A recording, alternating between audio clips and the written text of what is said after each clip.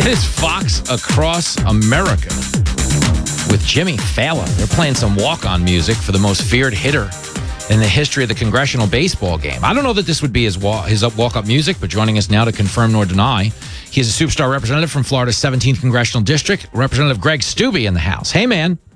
Hey, that would definitely not be my walk-up music. I think I could find something stronger than that. No pump up the jam? It sounds like you want to jazzercise with the fans. Yeah, right? Richard Simmons. Sweating to the oldies with Greg Steube. We can move that product. Let's talk about it, though. Good to hear your voice. How you feeling, man? Are you getting better, by the way? Yeah, I'm good. I'm 100%. It's a blessing to be back. It's a blessing to be able to...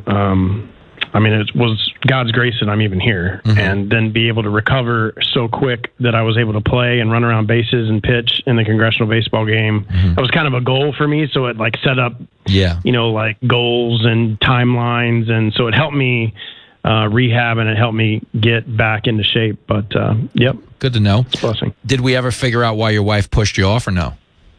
No, and I did tell her that you said that that's still out for, there's no camera on said location. You can see we have cameras obviously all around our property. You can just see the limb go down, but you can't actually see the ladder. Man. Question. I'm telling you, as a guy who has too much life insurance, because I took out my policies when I was a cab driver, anything could happen. My wife would be like, your nose is running. We should pull the plug. You shouldn't have to live like this. I'm like, wait, what? What's going on? Jenny just passed me a tissue. I'm telling you because I care, Steube. But let's talk about other things we care about. The Christopher Wray testimony today, that's a little concerning to me, man, because I don't think you can watch him and come away from it feeling like the upper echelons of the FBI have our best interest at heart. The rank and file agents, a lot of them doing phenomenal work, and I hate to see them get besmirched by what's going on, but do you feel on some level that the leaders of the FBI are undermining our faith in it? 100%. And, when you ask direct questions, January 6th was 3 years ago, whenever it was, and you still are unwilling to tell us that there were FBI agents in the crowd. Why were they there? Were they instigating? Was this a plan? Knowing, there's so many questions.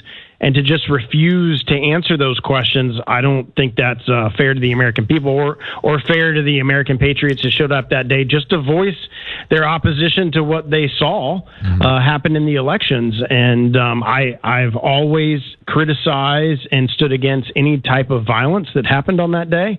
But there were a whole bunch of people that just came to have their voices be heard, and to refuse questions from members of Congress as to whether FBI agents were there, I think is pretty unconscionable. Yeah, it's a little shaky. We're talking to Florida Representative Greg Steube, and it's also the censorship idea, where he actually says, well, we didn't make them take down posts. We just called up the companies and told them the posts were no good. But if you're the biggest law enforcement agency in the world and you call Silicon Valley and say, hey, this post is from a bad actor, their obvious next course of recourse is going to be to take it down, wouldn't you say? Yeah, walk that through sensibly and reasonably. You work for Twitter, pre-Elon Musk, and you get a phone call from FBI headquarters in Washington, D.C., telling you to take down, or, hey, this is the FBI agent such and such. We view this as disinformation, and it's our recommendation that you take it down. What do you think that people are going to do? They're going to take it down. Yep. And to have a law enforcement agency whose purpose is not to censor speech, but their purpose is to enforce the law, doing that type of thing there's some significant reforms that need to happen in that agency from the top down, from spying on the Trump campaign, which we all know now. They colluded, that the FBI went in and got warrants through the FISA court, a secret court, by the way, and to surveil and spy on American citizens. That shouldn't be happening in America. That's the kind of stuff that happens in communist China. And they were doing it for political purposes. And that's what's really frustrating. Yeah, it's bad, man. That's the point I'm trying to make to people, is that there are folks on the left who think, well, this is okay because it's benefiting us politically, that they're going after conservatives. But what they don't get is that if we accept this as the standard operating procedure, there could be a time when the FBI was leaning a little more to the right and could be doing the exact same thing to the people on the left. It shouldn't be acceptable no matter which party does it. And that's what we're trying to call out. People don't really get it, though. That's the frustration. Whose cocaine is it in the White House, or do you believe we're ever going to find out the real answer to that question? I don't think we'll find out, but I've been in Congress 5 years. During the Trump administration, I went over to the White House, I don't know, countless times, at least 3 or 4. And so let me just explain the process. You go through, even as a member of Congress, you know, your name has to go on a list. They have to have your social security number. You show up at checkpoint 1 and they take your picture. You go through security. You go through, they search all your bags. You go through a magnetometer. There's a sniffing dog that's sniffing for bombs or explosives or probably drugs. And so the only way that that would have gotten in if it got in not through the normal circumstances, and that's staff. Everybody that works there goes through that process. So only the member of the president's family would be able to get into the White House and not have to go through that process. It is a fact. We have video of Hunter Biden smoking crack, that he has had a cocaine problem. And you can't tell me that there's not video, that the Secret Service doesn't know the exact number of people that were in the room there where it was found during the time period, and to just play, oh, you know, well, we don't know where it came from. We're going to have to launch an investigation that you find out 3 years from now, though. We don't know. They're obviously trying to cover down for what we all know as Americans, what's really going on. It's so true. We're talking to Representative Greg Steube because they can figure this out pretty quickly based on surveillance video and everything in between, cell phone data and everything else. And my guess is they figured it out pretty quickly. And we've been in the stages now of trying to blame it on a staffer who will peacefully go away for a sum of money to be paid under the table in some capacity.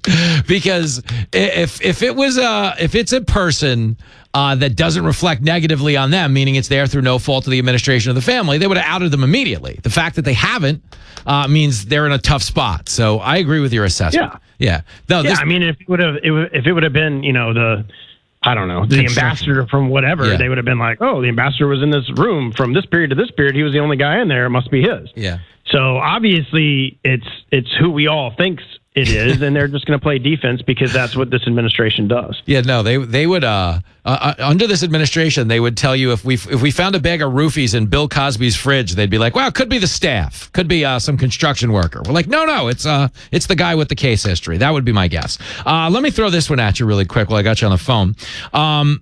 Everything else going on in the country, getting past, Ray, not great. Obviously, this Hunter Biden situation is bad as well. But have you sensed around D.C. that there's an internal effort to actually get Biden off of this ticket? Because we're starting to read in a lot of liberal media outlets pieces about Biden that wouldn't traditionally get written. One calling him old, one saying he doesn't talk to his grandkids. Then we've got the one about him yelling at the staff. Are the Democrats you come into contact with giving off any type of we need to make a move type of vibe?